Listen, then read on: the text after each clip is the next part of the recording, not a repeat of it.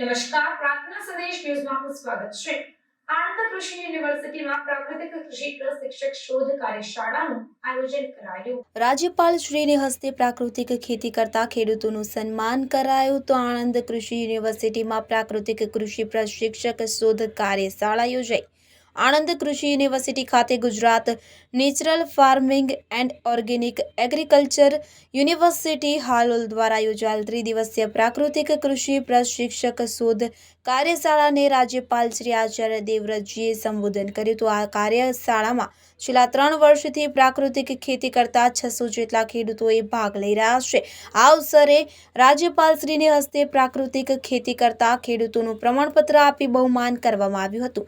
રાજ્યપાલશ્રીએ જણાવ્યું હતું કે રાસાયણિક ખેત પદ્ધતિથી જમીનમાં ઓર્ગેનિક કાર્બનમાં ઘટાડો થાય છે। રાસાયણિક ખાતરો અને જંતુનાશક દવાઓના વધુ પડતા વપરાશને પરિણામે જમીન બિનઉપજાઉ બની રહી છે। પ્રાકૃતિક ખેતી પદ્ધતિમાં જીવામૃત અને ઘનજીવામૃત દ્વારા જમીનમાં જીવાણુ, અળસિયા અને મિત્ર જીવ અસંખ્ય સંખ્યામાં જોવા મળે છે, જેને કારણે જીવનમાં ઓર્ગેનિક કાર્બનમાં વધારો થાય છે અને જમીન ઉપજાઉ અને ફળદ્રુપ બને છે। તેવું દ્રષ્ટાંતો સહિત રાજ્યપાલશ્રીએ સમજાવ્યું હતું। રાજ્યપાલશ્રીએ વધુમાં ઉમેર્યું હતું કે ગુજરાતમાં પ્રાકૃતિક ખેતીનો વ્યાપ વધારવા આગામી 1 વર્ષમાં રાજ્યના તમામ તાલુકાઓમાં 10 ગામ દીઠ એક ક્લસ્ટર બનાવવામાં આવશે, જેમાં આત્માના અધિકારીઓને પણ જોડવામાં આવશે। રાજ્યમાં મોટી સંખ્યામાં ખેડૂતો પ્રાકૃતિક ખેતી તરફ વળે તે માટે રાજ્યભરમાં 1400 જેટલા માસ્ટર ટ્રેનર તૈયાર કરવામાં આવશે, જેઓ ગામડાઓમાંથી જઈને દેશી નસલની ગાય આધારિત પ્રાકૃતિક ખેતી, જીવામૃત, ઘનામૃત બનાવવા અંગે ખેડૂતોને તાલીમબદ્ધ કરશે।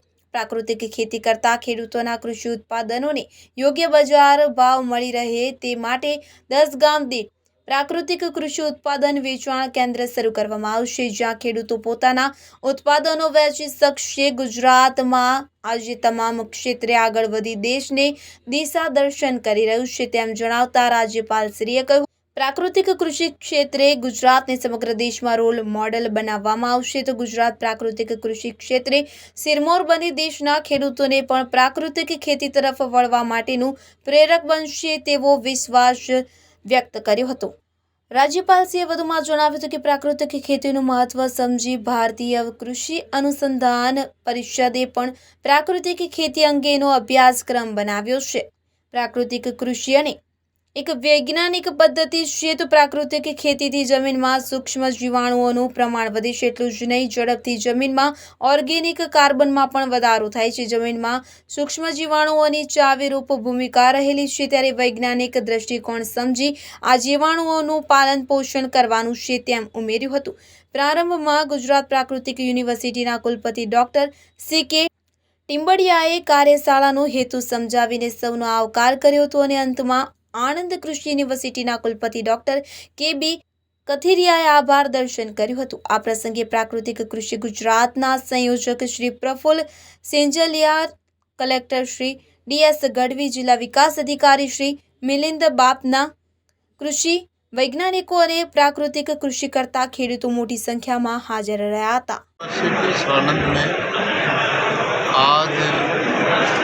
पूरे गुजरात के सभी जिलों के 600 प्रबुद्ध किसानों को आमंत्रित किया गया है और इन सब किसानों को हम ट्रेनर बनाने जा रहे हैं। 10-10 गांव के क्लस्टर में पूरे गुजरात के गांव को बांटा जाएगा और उसमें एक खेडूत को प्राकृतिक खेती का ट्रेनर बनाया जाएगा और आत्मा जो कृषि विभाग का एक विभाग है, उसके एक अधिकारी को जोड़ा जाएगा।